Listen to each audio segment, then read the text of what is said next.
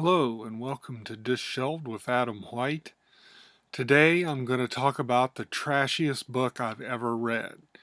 As part of GarbAugust here, I was reading through the book Paperbacks from Hell, and one of the ones I came across, I was like, that sounds really trashy and really interesting. So I picked it up, and it's called The Predators. It's by Mark Washburn and Robert Webb, if I can get the glare off of it there. And basically, the main plot revolves around some Hollywood producers, which automatically makes it sleazy. And they get it in this thing proposed to them where they have a grizzly bear versus a great white shark on pay-per-view, which, yeah, that's pretty trashy. And then Paperbacks from Hell, they say, who wins? The reader. And that's definitely the case with this book, because it is just pure trash. uh it's also, I would have to say, a hardcover from hell, because I ordered it in secondhand and I got a hardcover, so it must have been published paperback later on. But this was, I think, 1984, it said inside. So, of course, it's cashing in on Jaws and all the uh, killer animal type books and movies and stuff like that. But you revolve around a guy named Augie, who's a producer, Augie Zisk, and he's looking for the big score so he can retire. And he has this guy named Northrop come to him with this idea of putting a prize fight together with uh, a grizzly bear and a great white shark, which at first he kind of writes off as ridiculous, because it is. And then he talks him into putting it on cable and pay-per-view, and all of a sudden he starts seeing dollar signs and they go for it. Now, I'm guessing that the conversation between Northrop and Zisk in this is a lot similar to Washburn and Webb in that are the authors. I'm going to guess that it went something very much like that when they discussed writing this book, because they had to say, well, no, that's ridiculous, and then think about it and thought, well, look at all the different books that are killer animal books. This would be bringing two together and fighting each other and not just the humans. And so I'm guessing their real conversation went a lot like the fake conversation in the book between the two producers. And they came to the same conclusion ultimately, that they would do it because there was money to be made in it. I don't know how well this book sold. It should have sold well, though, because it was a lot of fun. Like I said, it was really trashy, but it was a lot of fun. Later on, then, they bring in a videographer named Tim, and he's going to film the catching of the great white and the catching of the grizzly bear and putting together a documentary. He doesn't know about the fight anyway beforehand. They don't tell anyone it's going to be about a fight. He thinks he's just doing a documentary. And they're going to bring together these two of the biggest predators on the planet, and do a documentary on them. And that's where he first meet. They go to Australia and he meets Devon, who is a sexy marine biologist, of course. And who's valued for her looks as more than her scientific knowledge, which of course she doesn't know at the time. She thinks they're just doing a documentary on this great white as well because she studied sharks and wants to study a great white, one of the largest ones that's ever been caught, and not been killed either. And she wants to study it. So you have the section where they go after the shark, and then Tim switches and goes to Kodiak Island in Alaska and teams up with a bear hunter, which I kid you not is named Jack Bearclaw, uh, which of course he is.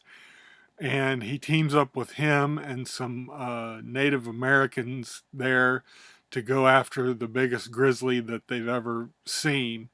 And Jack Bearclaw knows exactly the one they're going after. And so they go through that, not unscathed, I'll say. And they end up they end up getting the shark and the bear. But it's really interesting in how they get a hold of the two of them.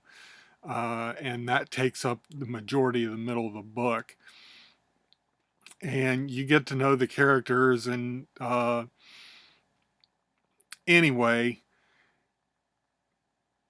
where can they hold this fight? Because they know that, nature people are going to be up in arms in the scientific community, and just people with decent taste are not going to want this to go on.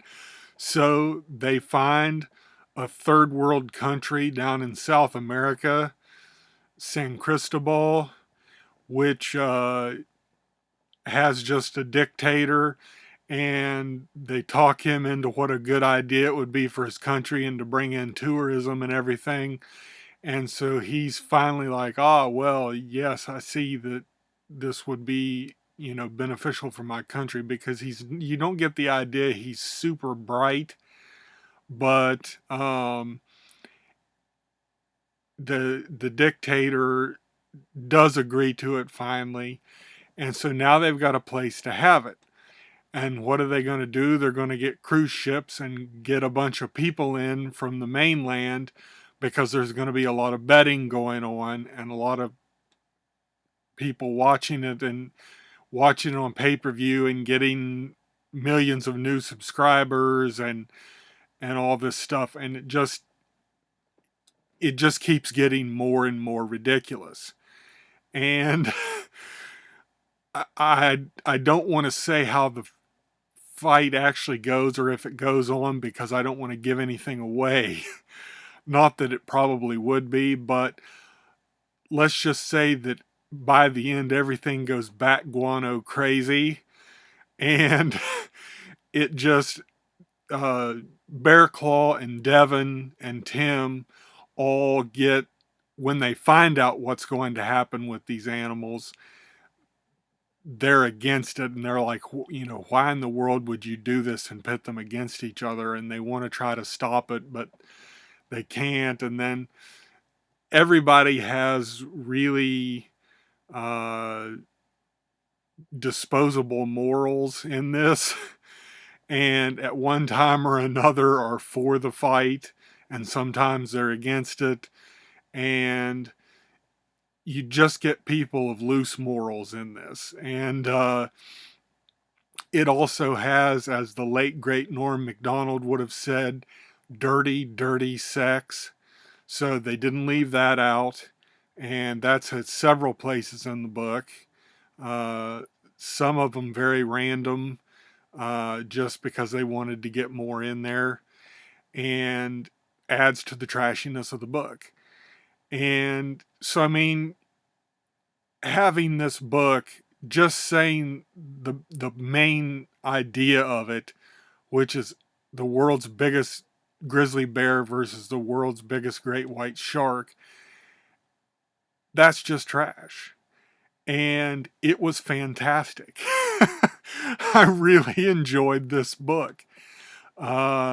It was utterly ridiculous, and the way it plays out, especially at the end, is utterly ridiculous. in the parts where they're capturing the animals, the science that they're talking about almost seems plausible. So they did do some research apparently. And so even though it might be total crap, it sounds legitimate as they're going through it. And it just, when you think of GarbAugust, this is the prototypical book for GarbAugust. Just pure celebratory trash. And it's the trashiest book I've ever read by far. And I really enjoyed it. And I highly recommend reading it if you're into trash at all.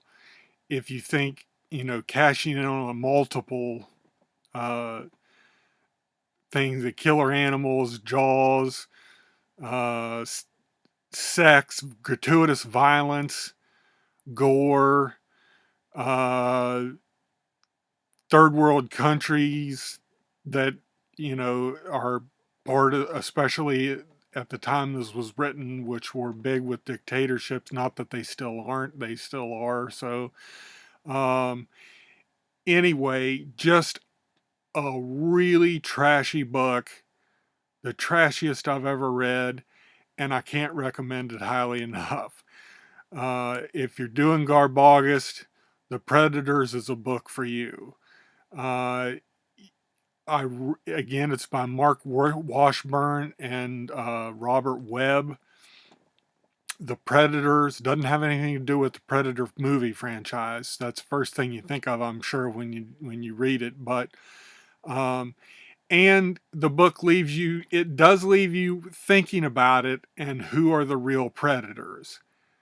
When you think about it at the end of this book, you really are left with that question. So it does actually make you think a little bit during this, no matter how it goes. Uh, so anyway, trashy book. Really recommend it. Uh, definitely. I just, I don't know what else to say about it because it just was a really trashy book. But anyway, thanks for hanging out with me. I hope you find it as trashy as I did. I hope you'll get it. You'll have to find a secondhand copy of it. It's not on Kindle or anything like that. Probably for a reason. But it's a really fun book. And I think you'll enjoy it if you read it. So thanks for hanging out with me this week. And I will catch you guys next week.